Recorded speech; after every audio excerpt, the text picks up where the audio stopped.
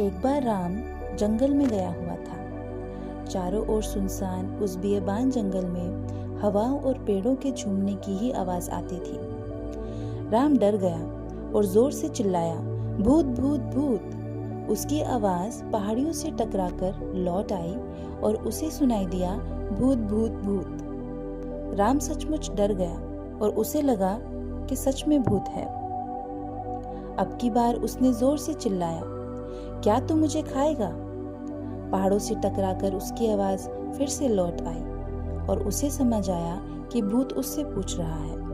तब राम बोला, हाँ मैं तुझे खाऊंगा।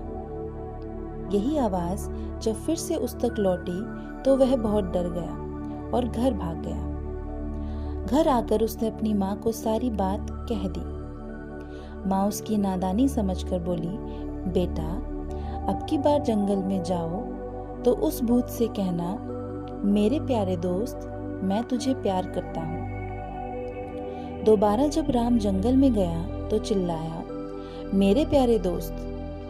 पहाड़ों से उसके शब्दों की प्रतिध्वनि सुनाई दी और राम को लगा कि इस बार भूत उसे डरा नहीं रहा है। फिर वह बोला, मैं तुझे प्यार करता हूँ। पहाड़ों से यही बात फिर से टकराकर लौट आई तो राम खुशी से नाच उठा।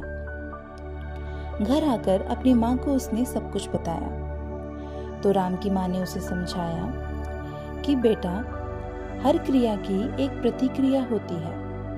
हमें कोई भी कार्य करने से पहले इस बात का पता होना चाहिए कि जो भी कार्य हम करेंगे उसकी प्रतिक्रिया भी होगी। इसीलिए सभी कार्य बड़े सोच विचार कर करने चाहिए। राम की माँ ने उसे समझाया कि तुम दिमाग को जो भी कुछ दोगे दिमाग तुम्हें बदले में वही देगा।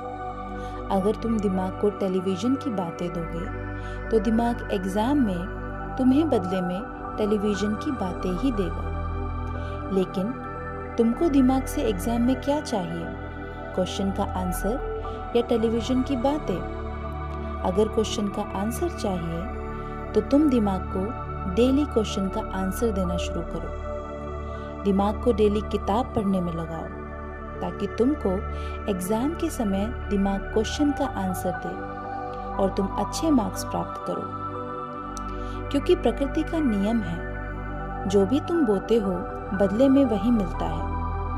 अगर तुम आम का बीज बोओगे तो प्रकृति तुम्हें आम का फल ही देगी। इसीलिए अगर तुम्हें लोगों से सम्मान चाहिए तो तुम्हें भी लोगों को सम्मान देना होगा। अगर लोगों से तुम्हें प्यार चाहिए तो तुम्हें भी लोगों को प्यार देना सीखना होगा। क्योंकि तुमने देखा, जो आवाज तुमने जंगल में लगाई पहाड़ों ने तुम्हें वही आवाज लौटाई। इसीलिए बेटा जो तुम्हें चाहिए तुम देना शुरू करो। हमारे गुरुदेव पंडित श्री राम शर्मा आचार्य जी कहते थे कि बेटा तुम जो बोओगे वही काटोगे।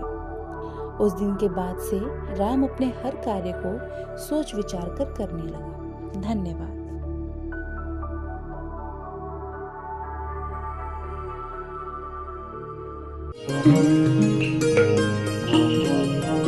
हमारे YouTube चैनल को सब्सक्राइब करें और बेल आइकन को दबाएं ताकि आपको नोटिफिकेशंस मिलते रहें।